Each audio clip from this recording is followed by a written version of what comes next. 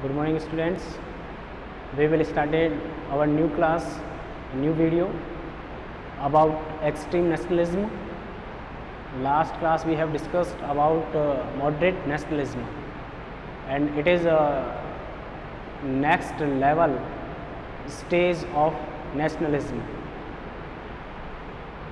तो शुरू करते हैं हमने इसकी पृष्ठभूमि की बात। सबसे पहले हम इसका जो फीडबैक था या इसकी जो शुरुआती जो चरण है या आवश्यकता क्यों पड़ी, उग्रवाद को बढ़ावा किन आधारों पर मिला, इसके बारे में चर्चा करेंगे। तो सबसे पहले हम देखें कि उदारवाद में कुछ कमियां ऐसी रही थी जिन कमियों की वजह से उग्रवाद की भूमिका का निर्माण होता है।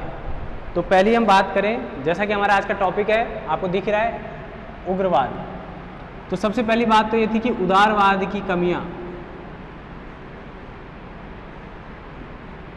उदारवाद में जो कमियां रही या उदारवाद में जो हमने डिस्कस कर चुके लास्ट वीडियो में, उदारवाद में कुछ ऐसी कमियां थी जिन्होंने उग्रवाद को बढ़ाने का या उन भारतीयों का जो उदारवाद में विश्वास नहीं रखते थे, उन भारतीयों की भावनाएं उग्रवाद में प्रदर्शित हो रही हैं। उन्होंने उदारवाद को त्याग कर उग्रवाद को बढ़ावा देने का या उग्रवाद के माध्यम से अपने हितों को या अपने उद्देश्यों को प्राप्त करने का मार्ग खोजना शुरू किया। इसके अलावा इसकी शुरुआत, उग्रवाद के बढ़ावे की अनौपचारिक शुरुआत 1892 में होती है।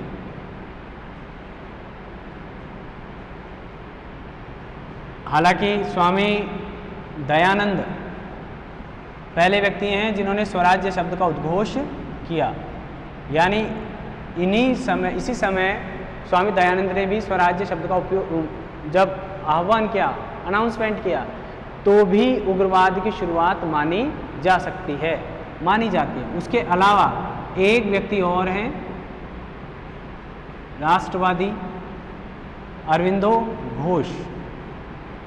उन्होंने एक लेख लिखा, न्यू लैंप्स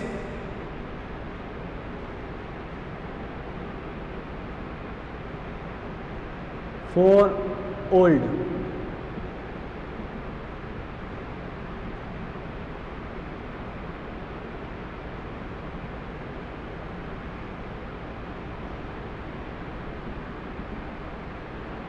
इस लेख में उन्होंने लिखा कि याचना पत्रों, रिमाइंडरों या विनती पत्रों से किसी भी प्रकार से भारतीयों के उद्देश्यों की प्राप्ति नहीं की जा सकती है। यानी उन्होंने इनडायरेक्टली उदारवाद की आलोचना कर दी। उन्होंने साफ तौर पर कहा कि उदारवाद के माध्यम से भारत जो चीज़ें चाहता है या जिन उद्देश्यों को प्राप्त करना चाहता है, उन उद्देश्यों को प्राप्त किया जाना संभव नहीं है। इस बात ने भी उदारवाद के से या उदारवाद के मोह से या उदारवाद की तरफ से भारतीयों का ध्यान विकसित करना शुरू कर दिया, यानी उनका वो जो आकर्षण था उदारवाद के प्रति वो थोड़ा सा कम हो गया, या हम कह दें कि डाइवर्ट हो गया। किसकी तरफ? उग्रवाद की तरफ। इसके अलावा उन्होंने वंदे मातरम में भी लिखा, उन्होंने वंदे मातरम में भी चार मंत्र दिए राष्ट्रवाद के या उग्रवाद के। उन्होंने कहा, आह्वान किया भारतीयों से स्वदेशी असहयोग करने का, स्वदेशी अपनाने का, बहिष्कार करने का।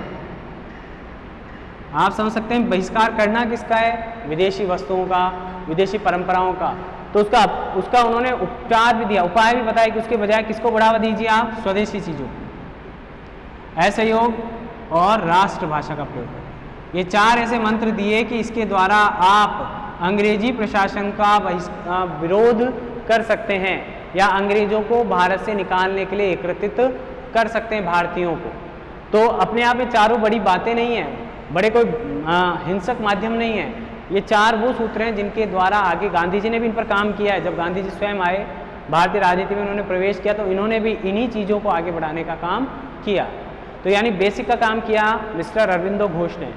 तो आगे चलें, इनके विरोध में रविंद्रनाथ टैगोर भी थे, उदारवादियों का विरोध करने वालों में। स्वामी अखंडानंद, ये उस समय बड़े नाम थे। रविन्द्रनाथ टैगोर को तो आप जानते हैं, इन्होंने भी उदारवाद का समर्थन नहीं किया। इन्होंने भी उदारवाद को भारत के लिए फायदेमंद या लाभदायक नहीं बता रहे। वो उग्रवाद का समर्थन करते हैं, ऐसा नहीं कह रहा हूं मैं, लेकिन वो उदारवाद के समर्थक नहीं है बिल्कुल। और आगे देखें आप, आगे इनके अलावा तो इसी कारण इसका जन्म हो रहा है उग्रवाद का, यानी जो कांग्रेस का एक जो ग्रुप है, धड़ा है, कांग्रेस वैसे भी अभी चर्चा में है, कांग्रेस का एक धड़ा अभी भी असंतुष्ट है कांग्रेस की कार्यनीतियों से या मिस्टर मुख्यमंत्री की नीतियों से असंतुष्ट है, था ऐसा कहना चाहेंगे। तो उसने जो विरोध प्रदर्शित किया, ऐसे ही उस समय तात्कालीन कांग्रेस में भी कुछ ऐसे लोग थे जो कांग्रेस की इस उदारवादी नीतियों का समर्थन नहीं करते थे।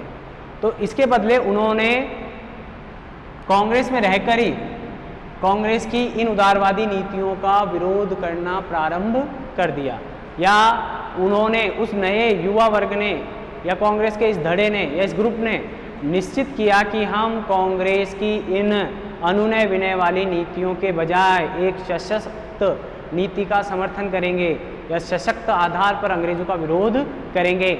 इस विरोध या इस नीति को ही उग्रवाद का नाम दिया गया है।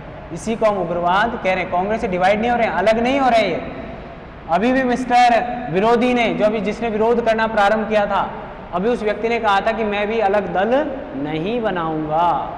तो मुख्यमंत्री साहब ने कहा कि मैं भी मुख्यमंत्री पद नहीं छोड़ूंगा। तो इस खेल का प्रारंभ में ही पटाक्षेप या परिणाम निश्चित हो गया था। तो ऐसे ही इन लोगों ने भी कहा कि हम कांग्रेस को छोड़ेंगे नहीं, लेकिन कांग्रेस की इस अनुनय विनय नीति का समर्थन भी नहीं करेंगे।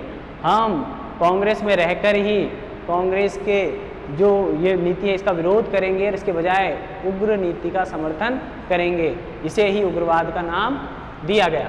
इसकी अवधि रही मुख्यतः 1905 से और 1915 तक। 16 में वापिस एक हो जाते हैं। ये इसका नेतृत्व किया लाला लाजपत राय, बाल गंगाधर तिलक और विपिन चंद्र पॉल। विपिन चंद्र पॉल, ठीक है। इसके कारण देखेंगे अभी। तो लाला लाजपत राय, बाल गंगाधर तिलक और विपिन चंद्र पॉल ने इसका स्पष्ट तौर पर बहुत अच्छा कुशल नेतृत्व किया। 10 साल की अवधि में लगभग कांग्रेस ने या कांग्रेस के इस धड़े ने ब्रिटिश प्रशासन को हिलाकर रख दिया था। आगे देखें आप, इसके कारण देखें आप, जैसा मैंने आपको बताया, इसके कारणों में सबसे पहला कारण है 1892 का अधिनियम, एक्ट ऑफ 1892। इसके बाद देखिए नव सांस्कृतिक जागरण,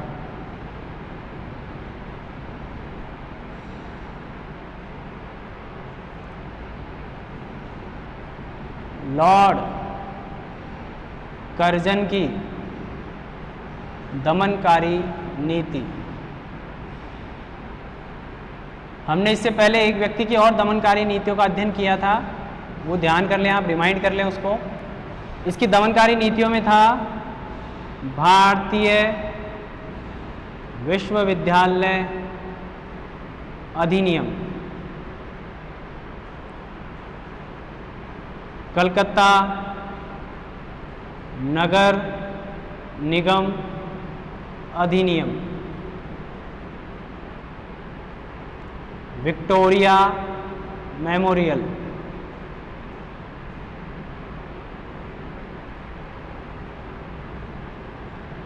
केंद्रीयकरण की नीति,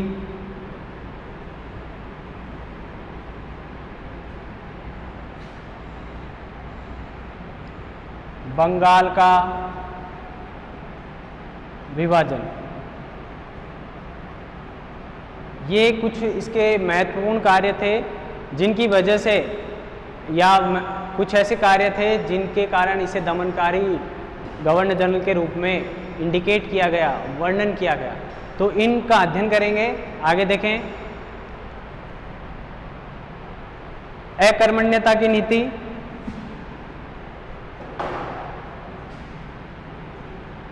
अंग्रेजी सरकार की जो अकर्मण्यता की नीति थी उसने भी उग्रवाद के बढ़ावे में महत्वपूर्ण योगदान दिया। कुशल नेतृत्व लाल बाल पाल का।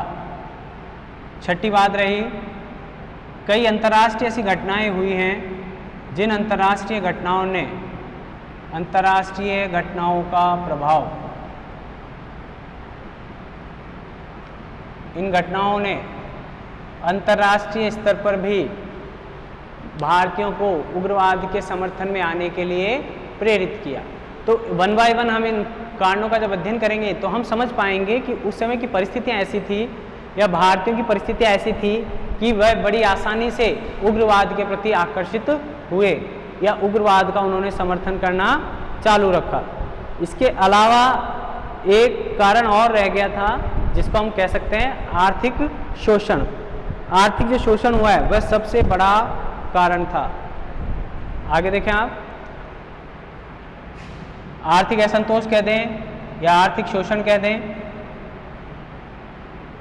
ये कारण हमेशा आगे तक रहेगा। आज भी हमारी आर्थिक स्थितियों या किसी भी राष्ट्र के आर्थिक आधारों पर उसके साथ किए गए व्यवहार ने ही बड़े बड़े परिवर्तन करने का काम किया है। और एक और कारण रहा ब्रिटेन में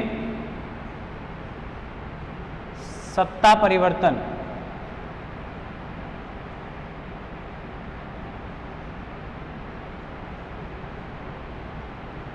ये 8 मुख्य कारण हैं जिन्होंने भारत में उग्रवाद का जन्म होने में महत्वपूर्ण भूमिका निभाई। वन बाय वन हम इसको पढ़ेंगे, इनको देखेंगे। हालांकि आपको पढ़े हुए हैं ज़्यादातर, कोई ऐसी बड़ी बात नहीं है। अब हम इनका अध्ययन करेंगे फर्स्ट से लेकर 8 तक का।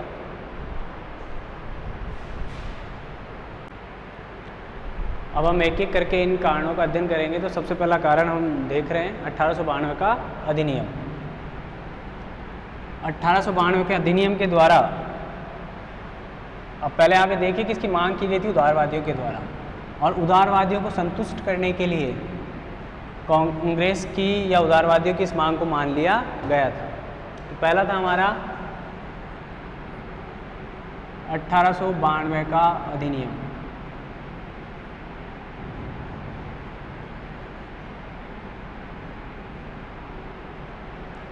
किसकी मांग पर?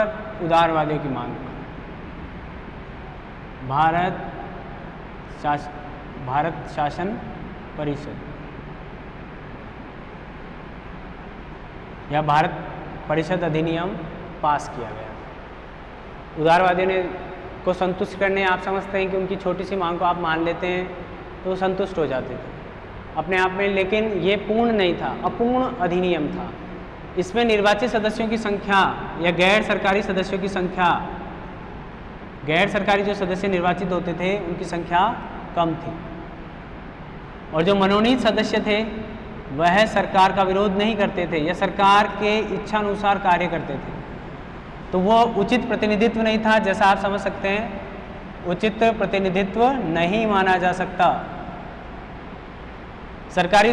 गैर सरकारी सदस्यों की संख्या कम थी जो वास्तव में जनता का प्रतिनिधित्व करते थे, और जो मनोनीत थे वह उचित प्रकार से जनता का प्रतिनिधित्व नहीं करते थे, वह सरकार की मंशा के अनुसार काम करते थे। जो गवर्नर जनरल थे, जो गवर्नर जनरल था वह इनके द्वारा प्रतिपादित या पास विधेयकों को रोक भी सकता था। इन्हें पूरक प्रश्न पूछने की अनुमति नहीं थी, पूरक प्रश्न नहीं पूछे जा सकते थे। तो इस तरह की जो विचारधारा थी अंग्रेजों की, देकर कुछ नहीं देना, उस पर काम कर रहे थे। उन्होंने लाने के लिए अधिनियम लेकर तो आए, लेकिन उसको पूरी तरह से लागू नहीं किया या पूरी तरह से जो शक्तियाँ मांगी गई थी उन शक्तियों को देने से मना कर दिया, या उन शक्तियों या उन उद्देश्यों को प्राप्त करने में यह अधिनियम पूर्णतः असफल रहा। और इस असफलता ने लोगों के मनों में उदारवादियों की कार्यशैली के प्रति आक्रोश उत्पन्न किया। दूसरा बिंदु देखिए आप,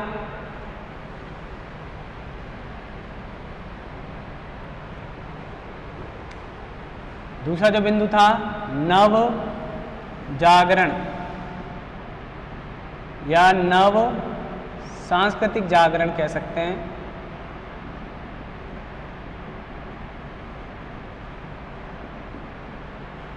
आप देख सकते हैं कोई भी आंदोलन तब तक सफल नहीं हो सकता जब तक वहाँ की संस्कृति समृद्ध नहीं हो। अगर संस्कृति समृद्ध है और वहाँ के निवासियों को उस सांस्कृतिक धरोहर पर कोई गर्व की अनुभूति नहीं होती हो, तो उदारवादियों ने ब्रिटिश सत्ता या ब्रिटिश सभ्यता या ब्रिटिश संस्कृति को अपनाने का काम किया। वह उसको भारतीय संस्कृति की तुलना में ज़्यादा अच्छा मानते थे। तो ऐसे समय में भारतीय समर्थकों ने या भारतीय विचारधारा का समर्थन करने वाले विचारकों ने अपने विचार रखे। तो सबसे बड़ी घटना इस समय की ये हुई जिसने भारतीयों को भारतीय संस्कृति के प्रति आकर्षित किया। शिकागो विश्व धर्म सम्मेलन में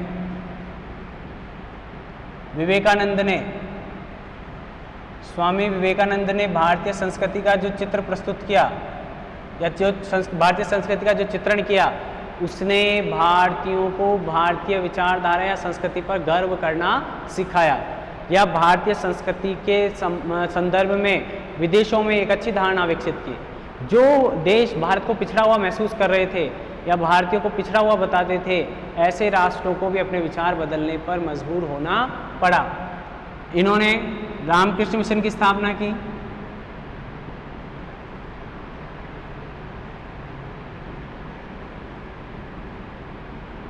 इसके अलावा थियोसॉफिकल सोसाइटी,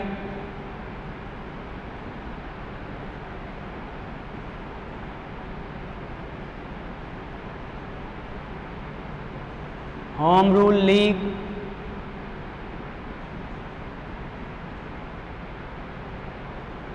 आर्य समाज, ये वो संगठन बता रहा हूं मैं आपको जिन्होंने भारतीय संस्कृति को समृद्ध करने का या भारतीय संस्कृति की जो अच्छाइयाँ थी उन्हें विश्व के समक्ष रखने का काम किया और उनके माध्यम से भारत में नव सांस्कृतिक जागरण या सांस्कृतिक क्रांति लाने का काम किया। भारतीयों के विचारों में जो हीनता की भावना आ गई थी अंग्रेजी संस्कृति की तुलना में, वो अपने आप को हीन समझते थे। उस हीनता की भावना को दूर करने का काम उग्रवादियों ने किया। लेकिन हम अभी कह नहीं सकते क्योंकि उग्रवाद की औपचारिक शुरुआत 1907 में जब डिवाइडेशन हो गया गर्म दल और नरम दल में, तब मानी जाती है। वैसे अनौपचारिक रूप से तो हम 1892 से ही उग्रवाद का जन्म मान सकते हैं। तो ये जो व्यक्ति थे सामाजिक क्षेत्र में, उन्होंने भारतीय संस्कृति को विकसित करने के लिए अपना योगदान दिया और उसके फलस्वरूप ही भारतीयों में एक अलग तरह का गौरव की भावना आई। और अब आप देखिए कि एक तरफ भारतीय गौरव है या भारतीय संस्कृति है, तो आप देखें दूसरी तरफ वही ब्रिटिश या पश्चिमी सभ्यता है।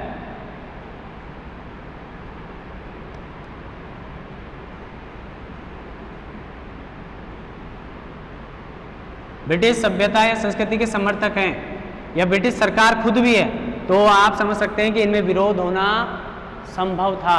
आने वाले समय में एक तरफ ये लोग हैं जिन्हें भारतीय संस्कृति पर गौरव है और एक तरफ वो लोग हैं जिन्हें ब्रिटिश सभ्यता या संस्कृति पर गौरव है। तो उनमें टकराव पॉसिबल था और उस टकराव के फलस्वरूप ही भारतीयों में उग्रवाद की भावना का जन्म हो रहा है। तो हम समझ सकते हैं कि हमारे विचारों में जब जब परिवर्तन आ रहे हैं, सामने वाले के विचारों से हमारे विचार मेल नहीं खा रहे हैं, तो ऐसी स्थिति में तनाव उत्पन्न होगा ही।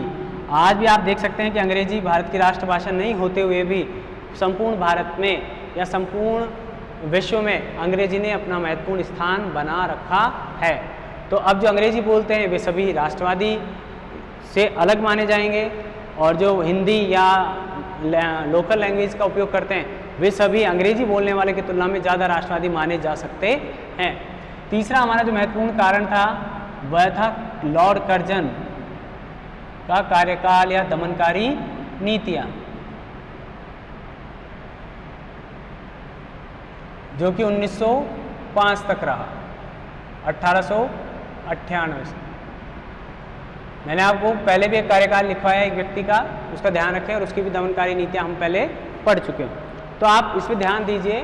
पहला काम जो हुआ वह था कलकत्ता नगर निगम अधिनियम।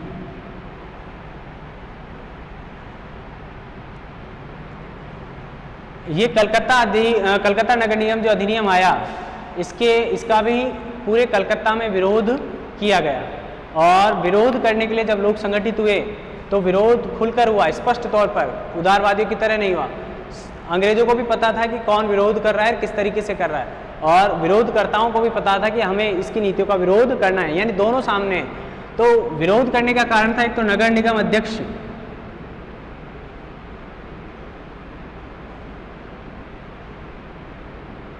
सरकार के द्वारा मनोनीत किया जाएगा, यानी उसका निर्वाचन नहीं होगा, और जितने भी, पहला विरोध ही हो गया, फिर अगर वो मनोनीत होगा तो वो हमारा प्रतिनिधित्व नहीं करेगा। दूसरा, नगर निगम में सरकारी और गैर सरकारी जो सदस्य हैं, सरकारी और गैर सरकारी जो सदस्य हैं, सरकारी और गैर सरकारी सदस्यों को बराबर बराबर बांट दिया गया, बराबर बांट दिया गया। तो ये भी एक विरोध का कारण बन रहा है। इस विरोध, यानी वह चाहते थे कि भारतीयों की संख्या ज़्यादा हो, या सरकार के द्वारा चुने हुए लोगों की संख्या कम हो, और सरकार के बजाय जो निर्वाचित होकर आ रहे हैं, या अन्य सरकार के अलावा अन्य माध्यमों से आ रहे हैं नगर निगम में, उनकी संख्या ज़्यादा होनी चाहिए, ऐसा उन्होंने मानकर, लेकिन ऐसा पॉसिबल नहीं हुआ। तो इसका इन पूरे कलकत्ता वासियों के द्वारा, या पूरे कलकत्ता में इसका ज़बरदस्त विरोध किया गया, और इसने भी उग्रवाद को बढ़ावा देने में योगदान दिया। आगे चलें आप, विक्टोरिया मेमोरियल।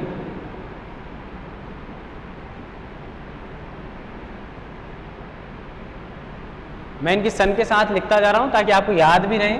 मैंने कब कहाँ याद करने में आसानी रहेगी, ऐसे याद नहीं होंगे, 2-3 बार जब आप इसे पढ़ेंगे तो याद होते जाए। 1901 में महारानी, जो कहाँ की महारानी, हमारी तो हो नहीं सकती, महारानी का निधन हो जाता है। इंग्लैंड की महारानी विक्टोरिया का निधन हो जाता है 1901 में। तो अब जो कर्जन साहब हैं, वो अपना भावनाओं को प्रदर्शित करने के लिए, या अपनी स्वामी भक्ति को दिखाने के लिए क्या करेंगे, कलकत्ता में उनकी याद में एक स्मारक बनाएंगे, जिसकी राशि लगभग 1 करोड़ रुपए खर्च की गई। अब वो राशि, और ये वो टाइम है जब भारत में 1896-97 से लेकर 1903 तक लगभग अकाल, प्लेग, अभी आगे लिखेंगे उसको, वो पढ़ रहे हैं। तो ये जो फिजूल खर्ची है, या ये जो मेमोरियल बनाया गया है, इसका भी पूरे कलकत्ता में ज़बरदस्त विरोध किया गया, ज़बरदस्त विरोध किया गया, और इस विरोध ने उग्रवाद को जन्म देने में हमारी सहायता की। आगे चलें, 1901 के बाद 1903 दिल्ली दरबार। यहाँ दिल्ली दरबार का आयोजन किया गया 1903 में। अब विक्टोरिया जी जा चुकी हैं, तो उनकी जगह एडवर्ड सप्तम ने उनकी जगह ली, और उनके सम्मान में, या उनको भारत का राजा घोषित किए जाने के संदर्भ में 1903 में दिल्ली दरबार का आयोजन किया जाता है। दिल्ली दरबार का आयोजन कर रहे हैं, ये भी बड़ी फिजूल खर्ची है। ऐसा टाइम है, मैंने बताया 1903 तक के दौरान लॉर्ड कर्जन ने भारतीय धन को बड़े स्तर पर खर्च करने का काम किया। अय्यासी जिसको कह सकते हैं, फिजूल खर्ची जिसको कह सकते हैं, वो भी किसके पैसों पर, भारत के पैसों पर, यानी दूसरों के पैसों पर वह अपनी स्वामी भक्ति या अपना प्रशासन दिखाने में लगा हुआ। तो इसका भी विरोध किया गया भारतीयों के द्वारा। आगे चलें, दिल्ली दरबार के बाद दूसरा काम जो उन्होंने किया वो था 1904 में भारतीय विश्वविद्यालय अधिनियम। भारतीय विश्वविद्यालय अधिनियम 1904 लाया गया। अब इस अधिनियम की विशेषता क्या थी कि उच्च शिक्षा के क्षेत्र में भारतीयों के प्रवेश को सीमित करना। इसकी जो सिफारिशें थी या इसका जो डायरेक्ट इनडायरेक्ट जो तरीका था, उच्च शिक्षा क्षेत्र में भारतीयों की उपस्थिति को सीमित करना, प्रशासन में सरकार का हस्तक्षेप बढ़ाना, प्रशासन में सरकार का हस्तक्षेप बढ़ाना, ये दो मुख्य प्रावधान थे जिनकी वजह से इसका विरोध किया गया।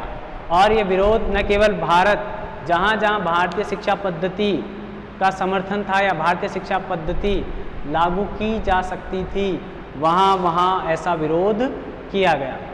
इसके अलावा ये सन आप याद रखें 1901, 1903, 1899, 1998 से 2000, 1905 तक का, नहीं तो आपको याद करने में आगे दिक्कत आ सकती है। आगे देखें आप,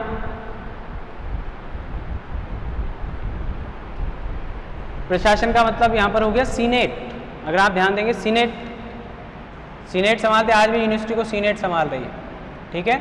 तो सीनेट में भारतीयों का प्रवेश, उच्च शिक्षा में भारतीयों का प्रवेश को चाहते थे, सीनेट यानी प्रशासन में भारतीयों का हस्तक्षेप कम से कम हो या न के बराबर हो, ऐसी भी व्यवस्था इस अधिनियम के द्वारा की जा रही थी। तो उससे बचने के लिए आगे चले, 1905 जो सबसे बड़ा हमारा विरोध है या सबसे बड़ा जो इन्होंने गड़बड़ काम किया, वो किया इन्होंने 1905 में बंगाल का विभाजन कर दिया।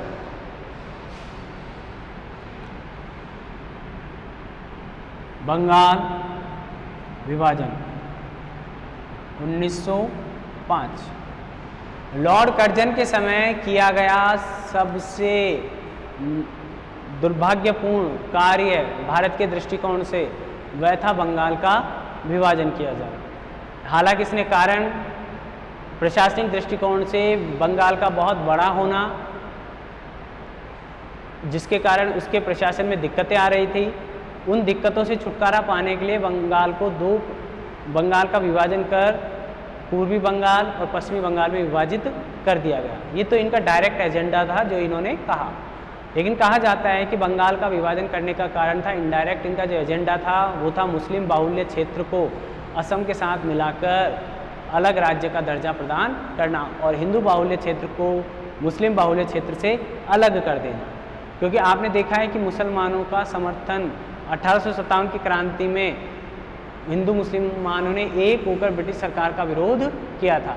उस गठबंधन को तोड़ने के लिए 1858 से ही लेकर ब्रिटिश सरकार के द्वारा निरंतर प्रयास किए जा रहे थे। उन प्रयासों में से ही एक प्रयास ये भी था कि बंगाल का विभाजन कर दिया जाना चाहिए। इसीलिए 16 अक्टूबर 1905 को याद कर लीजिए, डेट आगे भी काम आएगी। 16 अक्टूबर 1905 को शोक दिवस के रूप में मनाया जाता है या बंगाल विभाजन बंग भंग के रूप में मनाया गया, ठीक है। 16 अक्टूबर 1905 को बंगाल का विभाजन हुआ था, ठीक है। तो इस डेट को याद रखें और बंगाल का विभाजन करने में योगदान था मिस्टर कर्जन का। आगे चलते हैं।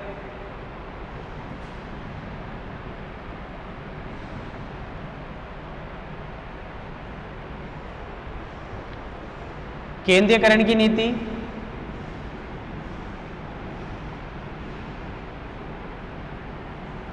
केंद्रीयकरण की नीति के अंतर्गत वही बात, इनका जो कर्जन का जो एजेंडा था वो तो ये कहना चाहता था कि भारत में भ्रष्टाचार के कारण कार्य की गति धीमी हो जाती है या जिस स्तर पर या जिस प्रकार से कार्य करना चाहती है सरकार उस स्तर पर वैसे काम नहीं कर पाती है। तो उस स्तर पर उस काम को गतिशील बनाने के लिए या भ्रष्टाचार को कम करने के लिए प्रशासनिक ढांचे का पुनर्गठन किया जा रहा है।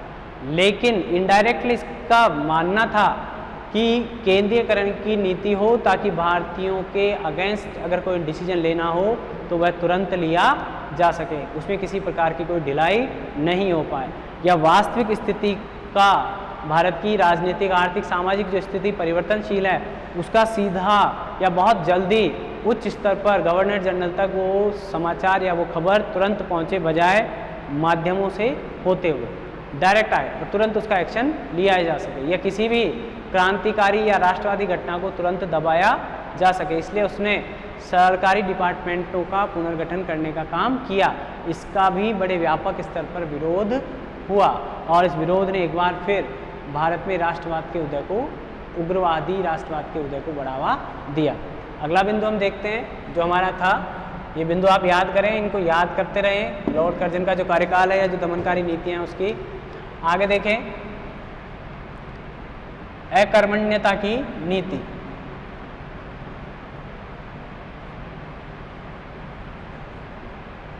आप देख सकते हैं कि अंग्रेजों के द्वारा भारत में, आपको पता है व्यापारी कंपनी थी जो प्रारंभ में आई, उसकी लत अंग्रेजों को भी ऐसी लगी कि उन्होंने भी भारत को आर्थिक स्तर पर कमजोर करने का काम किया, जो आगे बढ़े। लेकिन उन्होंने इसके साथ साथ भारत के अन्य मामलों में किसी प्रकार का हस्तक्षेप या तो किया ही नहीं, या जहां उन्हें आर्थिक फायदा नहीं हो रहा था वहां उन्होंने हस्तक्षेप करना, या जहां पैसे लग सकते थे या अंग्रेजों को कुछ निवेश या कुछ पैसा लगाना पड़ सकता था बिना लाभकारी या आर्थिक अलाभकारी क्षेत्रों में, ऐसे क्षेत्रों से दूर रहने का काम किया। जैसे मैंने आपको बताया कि 1897 से लेकर 1903, ठीक है, क्या मतलब वो काल, उस काल में भारत में महामारी, प्लेग या अकाल जैसी परिस्थितियां बनी रही, लेकिन सरकार ने उस प्लेग या महामारी के समय किसी भी प्रकार की भूमिका निभाने में सक्रियता नहीं दिखाई या उस स्तर की सक्रियता नहीं दिखाई जिसकी आवश्यकता थी। इसके कारण लाखों लोगों को इस समय अपनी जान से हाथ धोना पड़ा, उनकी डेथ हो गई। आप इमेजिन कीजिए कि वो कैसा टाइम रहा होगा। अभी आज भारत में अगर बाढ़ की स्थिति बनती है तो सेना तुरंत वहाँ एक्शन लेने के लिए पहुँच जाती है, या सरकारी जो विभाग हैं वो भी तुरंत वहाँ पहुँचते हैं। बारिश से पहले साफ सफाई की जाती है ताकि ड्रेनेज सिस्टम हमारा गड़बड़ नहीं हो, या अकाल अगर ऐसा हो रहा है तो सिंचाई व्यवस्था को मजबूत किया जाता है। लेकिन उस समय की अंग्रेजी सरकार ने इनमें से किसी भी कार्य को करने में तत्परता नहीं दिखाई। यही परिणाम रहा कि चापेकर बंधुओं के द्वारा प्लेग कमिश्नर जो रेड था उसकी हत्या कर दी गई। प्लेग कमिश्नर जो थे मिस्टर रेड, उनकी हत्या कर दी गई क्योंकि चापेकर बंधु इनके कार्य से संतुष्ट नहीं थे, या मतलब भारत में प्लेग के दौरान किए गए असंतोषजनक कार्यों का बदला लेने के लिए इनकी हत्या कर दी जाती। वो भी उग्रवाद को बढ़ावा देने की घटना है। इस घटना ने भी उग्रवाद को बढ़ावा देने में महत्वपूर्ण योगदान दिया है। तो इसलिए हम कह रहे हैं कि जो अकर्मण्यता की नीति थी सरकार की, उसने भी भारतीयों में रोष को उत्पन्न किया। आगे चलते हैं।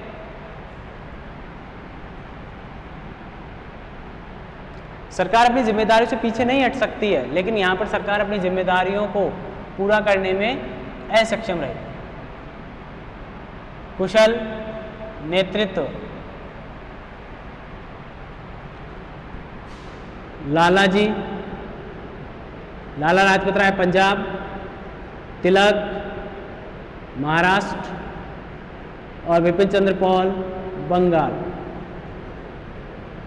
और उसके आसपास, ये वो क्षेत्र थे जहां ये लोग अपना प्रतिनिधित्व कर रहे थे अलग अलग माध्यम से, क्योंकि उदारवाद जितनी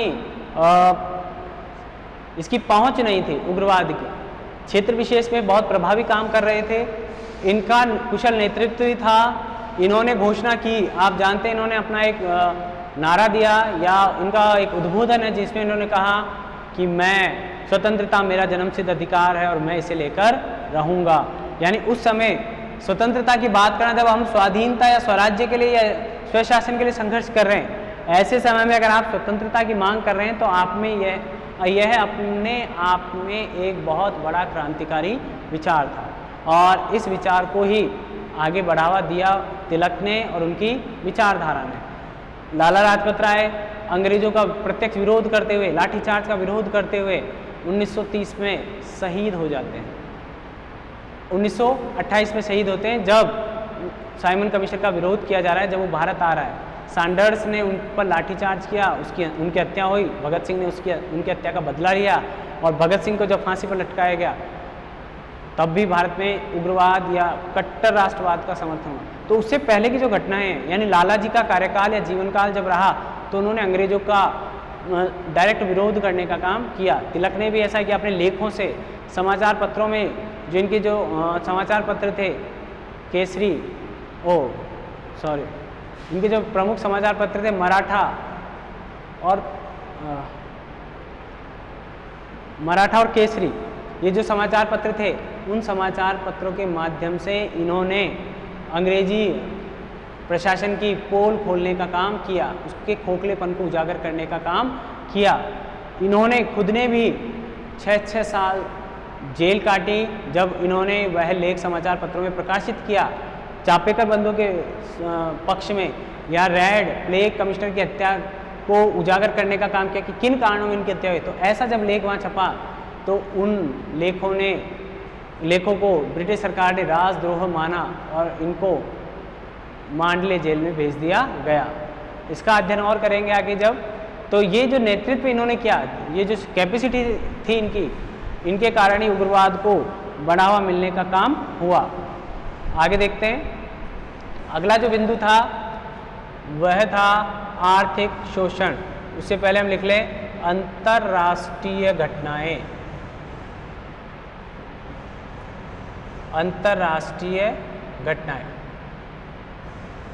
अब देखिए 1905 में जापान ने रूस को हराया।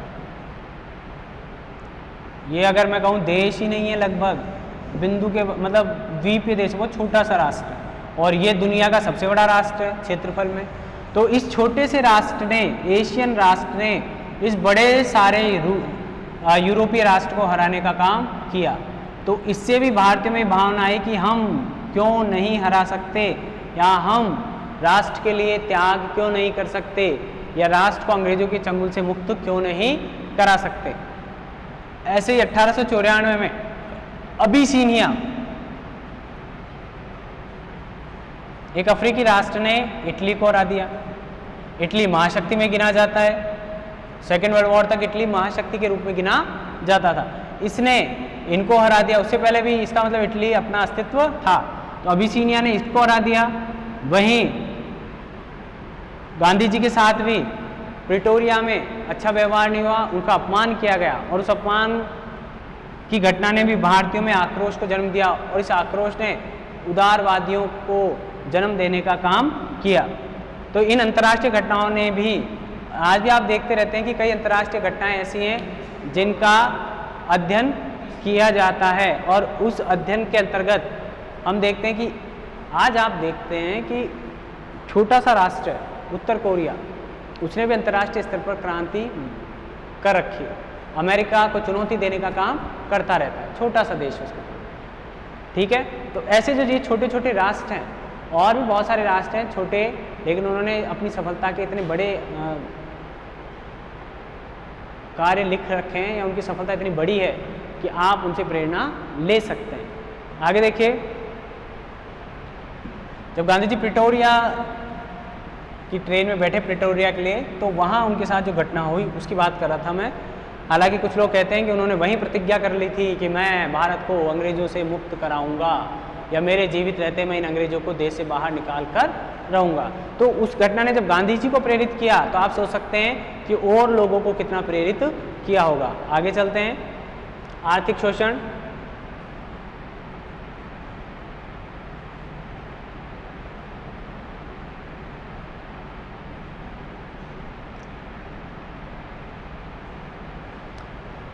जैसा कि हमको पता है कि भारत में अंग्रेजों ने अपने साम्राज्यवाद को बढ़ाने में लिखे, मैं देखो आप ये लिख देता हूँ, ये जो साम्राज्यवाद है,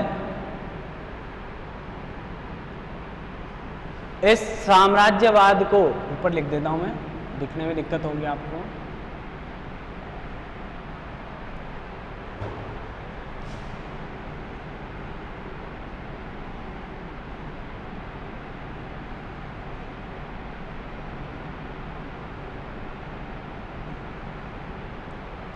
आर्थिक शोषण भी एक महत्वपूर्ण कारण है जिसके कारण हम या हमारे देश में उस तात्कालीन परिस्थितियों में उग्रवादी विचारधारा उपयुक्त मानी जा रही है। उदारवादियों की कमजोरियों को भारत की कमजोरी मान लिया गया है, या उदारवादी विचारधारा के समर्थन में जो कार्य किए जाने थे अंग्रेज़ों ने वो कार्य नहीं किए, तो इसके परिणाम स्वरूप या प्रतिक्रिया स्वरूप उग्रवाद का जन्म हो रहा है। तो आप देखिए कि उदारवादियों में इनमें आर्थिक शोषण हो रहा है भारत का, दोनों मानते हैं लेकिन दोनों कुछ कर नहीं रहे। तो इन्होंने सोचा कि साम्राज्यवाद कर रहा है ब्रिटेन निरंतर, और उस साम्राज्यवाद का जो आर्थिक उस साम्राज्यवाद को जो आर्थिक सहायता मिल रही है वह सहायता भारतीयों से वसूली जा रही है कर के रूप में। यानी जब जब उन्हें धन की आवश्यकता होती है तो भारतीयों पर कर की मात्रा बढ़ा दी जाती है, भारतीय सामान पर कर की मात्रा बढ़ा दी जाती है। निर्यात जो कर रहे हैं, आयात जो कर रहे हैं, उन दोनों वस्तुओं पर करों की मात्रा में बहुत ज़्यादा अंतर आ जाता है, जिसके कारण भारतीयों से जब सामान लिया जा रहा है, यानी भारत जब निर्यात कर रहा है तो उसकी कीमत रखी जाती है कम, और जब भारत अंग्रेज़ों या ब्रिटेन में बने हुए सामान का आयात करता है अपने यहाँ, या भारतीयों के द्वारा वो चीज़ खरीदी जाती है तो उस पर कर की मात्रा बढ़ा दी जाती है। तो ऐसा करने के कारण जो भारत की धनराशि है वह विदेशों मतलब ब्रिटेन जा रही है, और उसके अलावा भी भारतीय संसाधन भी ब्रिटेन जा रहे हैं। और इसीलिए दादा भाई नौरोजी, राणा डे, इन्होंने अंग्रेज़ों की इस नीति का अध्ययन किया। मतलब इन्होंने प्रति व्यक्ति आय निकाली और अंग्रेज़ों पर खर्च होने वाले धन का हिसाब लगाया, और इनके अध्ययन के आधार पर इन उग्रवादियों ने उसे अपना हथियार बनाकर उसका प्रयोग करना शुरू किया। उन्होंने कहा कि ये जो भारत की धनराशि है वह ब्रिटेन नहीं जानी चाहिए, इससे भारत में गरीबी और बेरोजगारी बढ़ रही है। धन भारत का है, भारतीयों पर खर्च नहीं हो रहा है, विदेशी इसके द्वारा समृद्ध होते जा रहे हैं। विदेशी जो राष्ट्र हैं या जो ब्रिटेन है वह इस भारतीयों के धन से समृद्ध हो रहा है, और भारतीय निरंतर गरीब और बेरोजगार होते जा रहे हैं। इसलिए भारतीयों ने या इन उग्रवादियों ने उनकी उदारवादियों की नीतियों का विरोध करते हुए उग्रवाद को बढ़ावा देने का विचार रखा, या उग्रवाद को बढ़ावा मिला। आगे देखिए, अंतिम जो कारण है वह है सत्ता परिवर्तन। ब्रिटेन में सत्ता परिवर्तन।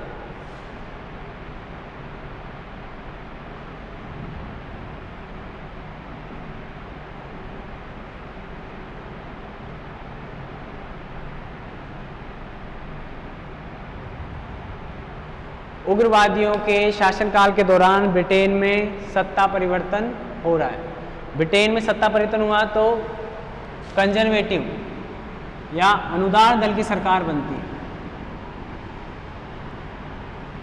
ठीक है, ये अनुदार जो दल है वह कांग्रेस का समर्थन नहीं करता था।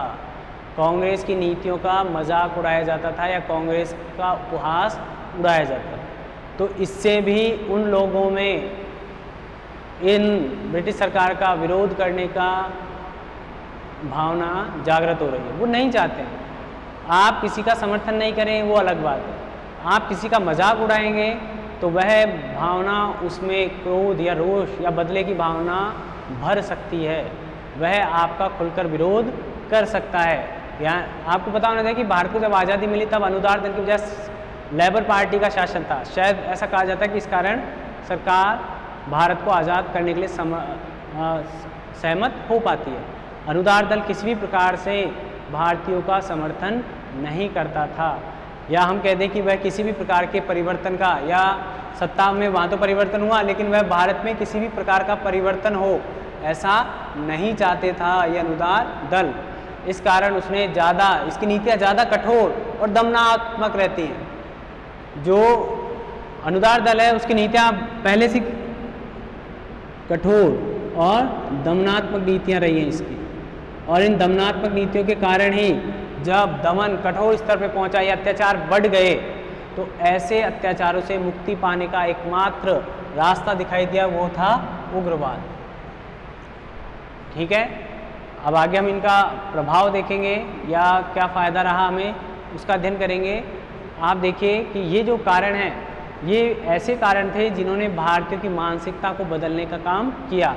भारतीयों की नहीं, कांग्रेस में जो भारत का प्रतिनिधित्व कर रहे थे या कांग्रेसियों की मानसिकता जो उदारवाद से परेशान थे या उदारवाद से सहमत नहीं थे, उनकी मानसिकता को भी एक दिशा देने का काम उग्रवाद ने किया, या अंग्रेजों को ये एहसास दिलाने का काम किया कि हम उदारवाद और उग्रवाद दोनों तरह की विचारधाराओं में विश्वास रखते हैं। अगर आप उदारवादियों के रूप में हमारे साथ काम पेश आएंगे तो हम भी आपके साथ उदारवादी के रूप में काम करेंगे, लेकिन अगर आप उग्रवादी बनने की तरफ या कठोर या अत्याचार की तरफ बढ़ेंगे तो हम भी आपको उचित जवाब देने में सक्षम हैं।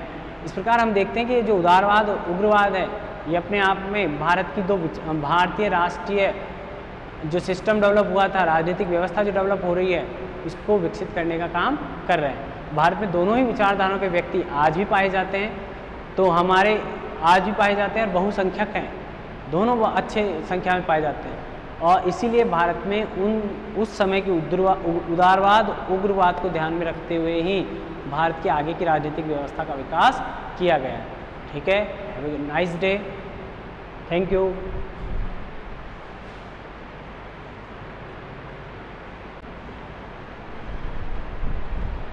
अब जब हम इस उग्रवाद का मूल्यांकन करते हैं तो हमें इसे दोनों पक्षों को देखना होगा, पक्ष और विपक्ष, सकारात्मक पक्ष और नकारात्मक पक्ष, अचीवमेंट्स और लूप्स या कमजोरियां या अच्छाइयाँ, क्योंकि इनके बिना उग्रवाद का अध्ययन कम रहेगा या पूर्ण नहीं होगा।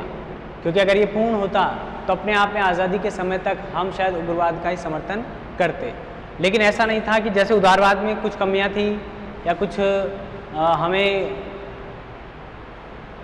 उतना अप्रभावशीलता रही उसमें, उसका क्या कारण रहा, या इतना प्रभावी क्यों नहीं हो पाया, तो उनका ध्यान रखेंगे तभी हम आगे जो गांधी जी ने अगला गांधीवाद या अगला चरण जो शुरू हुआ स्वतंत्रता आंदोलन का या राष्ट्रीय आंदोलन का, उसको उन आंदोलनों में उन कमजोरियों को दूर करने का प्रयास किया जाएगा जो उदारवाद और उग्रवाद दोनों में रही। तो इसकी जो सबसे बड़ी हम पहले मूल्यांकन करें इसको, तो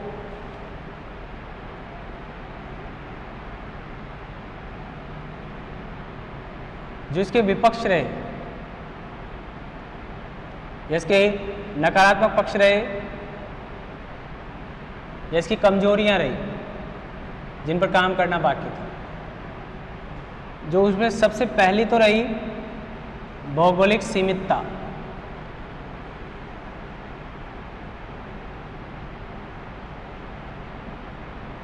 या राजनीतिक सीमितता, यानी उग्रवाद उदारवाद जितना प्रभावी नहीं रहा क्षेत्र विशेष के आधार पर।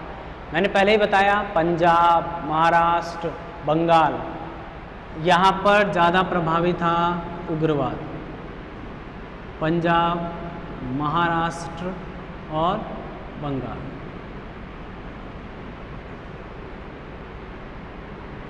या मैं क्षेत्र की बात करूं तो राजनीतिक हितों की मांग कम की जाती थी, बजाय स्वदेशी, राष्ट्रभाषा और इस तरह के जो बिंदु थे उनका ज़्यादा प्रयोग किया। यानी भौगोलिक रूप से इन तीन राष्ट्रों में उग्रवाद का ज़्यादा प्रभाव था और सीमित तौर पर कहीं कहीं था और कहीं था, लेकिन इतना सीमित था कि उसको जानने वाले पहचानने वाले कम संख्या में।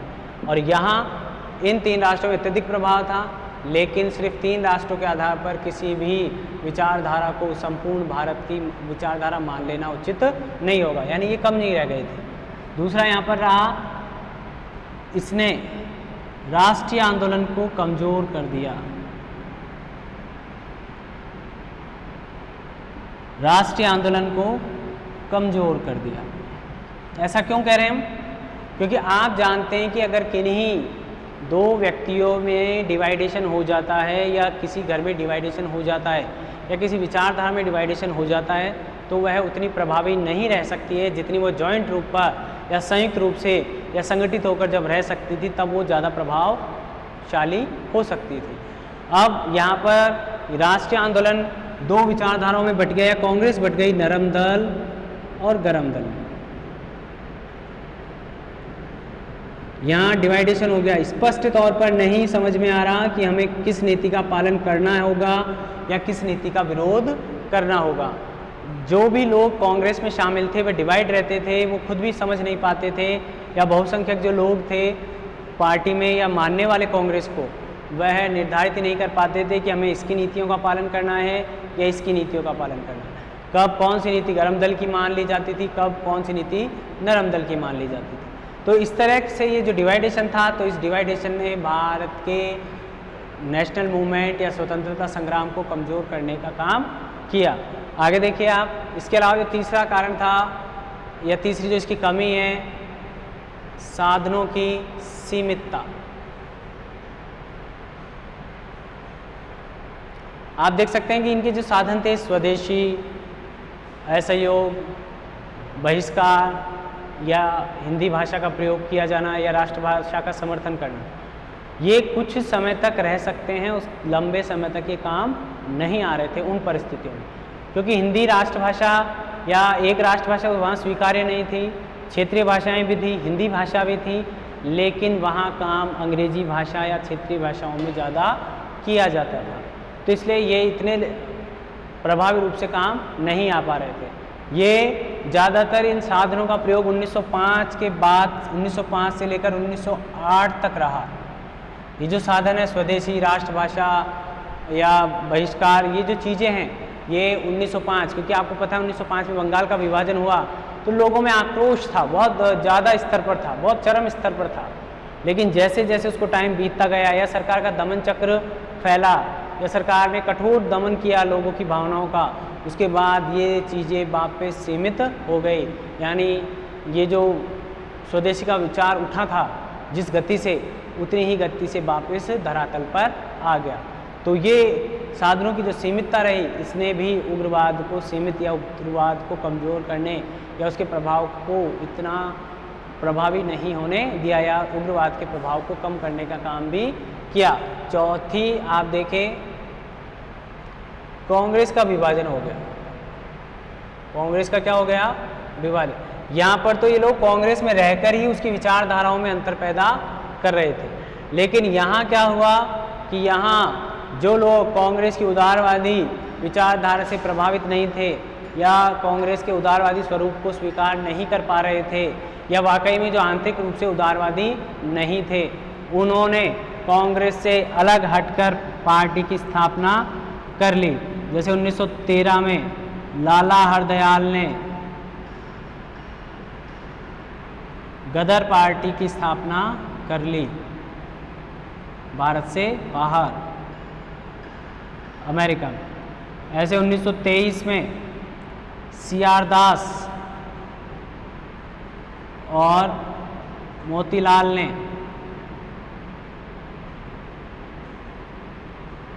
पार्टी बना ली, स्वराज्य पार्टी, स्वराज्य दल। ठीक है। तिलक ने भी कांग्रेस को छोड़ दिया, तिलक और एनी बेसेंट दोनों ने कांग्रेस को छोड़ दिया।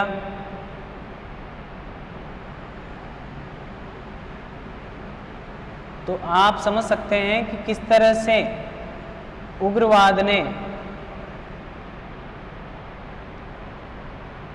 कांग्रेस के विभाजन का आधार तैयार कर दिया। आज तक कांग्रेस का डिवाइडेशन हो रहा है।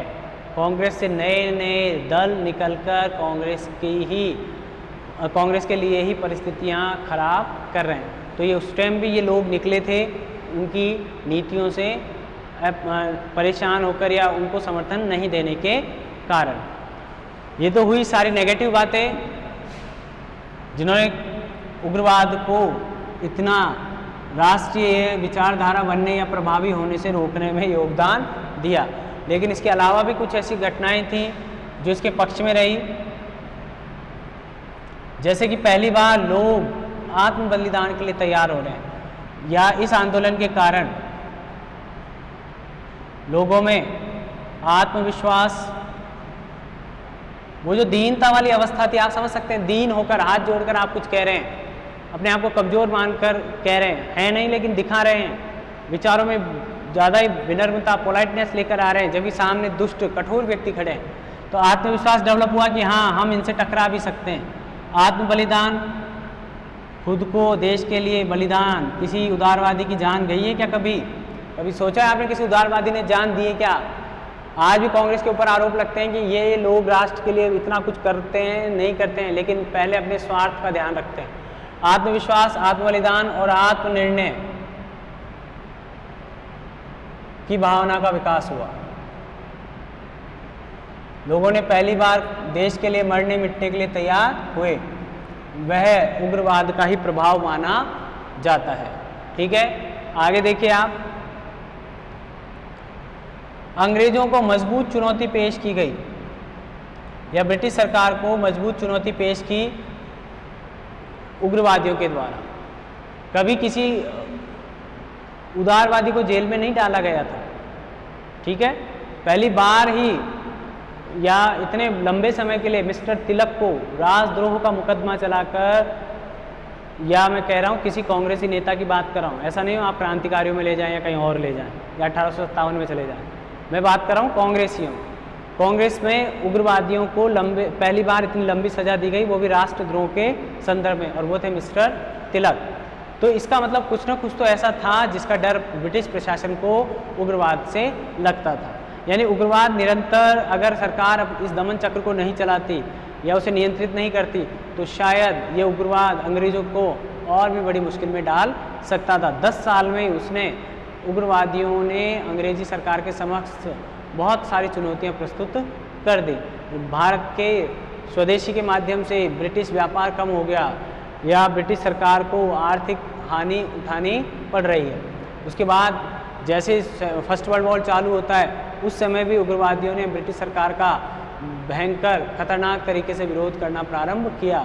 यानी एक प्रकार से उस समय 2 मोर्चे हो गए, एक तो ब्रिटिश सरकार की तरफ से लड़ने के लिए जो लोग तैयार हैं उनको नियंत्रित करना, या ब्रिटिश सरकार अपने विरोधियों का मुकाबला करे, और दूसरी तरफ भारत जैसे राष्ट्रों में भी ब्रिटिश सरकार का विरोध प्रारंभ हुआ, उन पर भी नियंत्रण करे। 2 मोर्चों पर काम करना पड़ रहा था। किसके कारण? उग्रवादियों के कारण। अगर उदारवादी होते तो चुपचाप समझ जाते, मान जाते, हाँ ठीक है, युद्ध के बाद कुछ और कार्य कर लेंगे, लेकिन इन्होंने ऐसा नहीं किया। सभी वर्गों का समर्थन प्राप्त था। जैसा कि मैंने पहले भी बताया, उग्रवाद ने भारत के मध्यम वर्ग से जो निम्न वर्ग था उसको भी राष्ट्रीय आंदोलन से जोड़ने का काम किया, जिसमें किसान, मजदूर और छात्रों को, युवाओं को भी उस तरीके से, क्योंकि आपको पता है कि युवा हमारा ज़्यादा इस वाद की तरफ आकर्षित होता है। किसानों को जोड़ा गया, मजदूरों को जोड़ा गया, या ऐसे मुद्दों को उठाया गया जो इस वर्ग से जुड़े हुए थे। यानी उदारवादियों ने मध्यम वर्ग और उच्च वर्ग को जोड़ने का काम किया, राजाओं को छोड़कर। वैसे ही उग्रवाद ने किसानों और मजदूर वर्ग को जोड़ने का काम किया। यानी अब कांग्रेस निम्न लेवल तक या नीचे के स्तर तक पहुंचने की ओर अग्रसर थी। तो अंतिम देखें तो यानी इन सभी वर्गों को जोड़ने का काम कर रहा है उग्रवाद के द्वारा। अंतर्राष्ट्रीय संबंध, अंतर्राष्ट्रीय संबंध, जैसा कि आपको पता है, लाला हरदयाल, मैंने कहा, अमेरिका गए, उन्होंने वहाँ ऐसे रास बिहारी बोस ने आगे जाकर भी, जो कि सुभाष चंद्र बोस से पहले ही आज़ाद हिंद फौज से जुड़ चुके थे, उन्होंने सिंगापुर जाकर संबंधों को, भारतीय संबंधों को या भारतीयों का पक्ष रखने का काम किया। भारत प्रथम विश्व युद्ध में भी किसी राष्ट्र से लड़ना नहीं चाहता था, हालांकि भारत द्वितीय विश्व युद्ध में भी नहीं लड़ना चाहता था, लेकिन प्रथम विश्व युद्ध में मजबूरी से या दबाव पूर्वक अंग्रेजों ने भारतीय सेना को अन्य राष्ट्रों से लड़ने के लिए मजबूर किया। तो भारतीय के उग्रवादियों ने भारत का पक्ष रखने के लिए अंतर्राष्ट्रीय संबंधों की स्थापना की, या अंतर्राष्ट्रीय स्तर पर देशों से जाकर संपर्क स्थापित किए, ताकि वह आवश्यकता पड़ने पर उन्हें भारत की सहायता करने के लिए या भारतीय स्वतंत्रता आंदोलन में सहयोग करने के लिए तैयार कर सके। इसमें इन उग्रवादी राष्ट्रों ने महत्वपूर्ण योगदान दिया है। इस प्रकार हम देखते हैं कि उग्रवाद हालांकि अवधि उसकी सीमित रही, लेकिन उसने भी भारतीय राजनीतिक व्यवस्था में या भारतीय राष्ट्रीय आंदोलन में महत्वपूर्ण योगदान देने का काम किया है। इस पर आपके बड़ा प्रश्न आता है उदारवाद पर, उग्रवाद पर या गांधी जी के योगदान पर। तो आप इन प्रश्नों को अगले में पढ़ेंगे, गांधी जी का योगदान। तो आप इन दो टॉपिक्स को अच्छे से देखें और समझें, समझने का प्रयास करें आज की कांग्रेस को ध्यान में रखते हुए या आज के उदारवादी किसी दल या उग्रवादी दल को ध्यान में रखते हुए। आसान हो जाएगा, पढ़िए, एक बार पढ़िए, दोबारा सुनिए, पॉइंट तैयार कीजिए, मेमोराइज कीजिए। आसान बनाया जा सकता है किसी भी चीज़ को बार बार अभ्यास करके। तो कोशिश है इनको पढ़ें आप। और आगे आपके प्रश्न कई बार ऐसा भी आ जाता है, या तो ऐसे पूछ लिया जाता है गोखले के विचारों के आधार पर उदारवाद का विश्लेषण कीजिए, या मिस्टर तिलक भारतीय असंतोष के जनक थे, स्पष्ट कीजिए, या उग्रवाद ने भारतीयों की भावनाओं को स्पष्ट तौर पर व्यक्त किया, कैसे। तो इस तरह के प्रश्न पूछे जा सकते हैं। तिलक के आधार पर भी पूछा जा सकता है और गोखले के आधार पर भी। तो आप उसमें तिलक और गोखले के विचारों को गोखले उदारवादी हैं और तिलक उग्रवादी हैं, तो उनको सम्मिलित करते हुए भी आंसर तैयार कर सकते हैं। ठीक है, फिर मिलते हैं नेक्स्ट वीडियो में।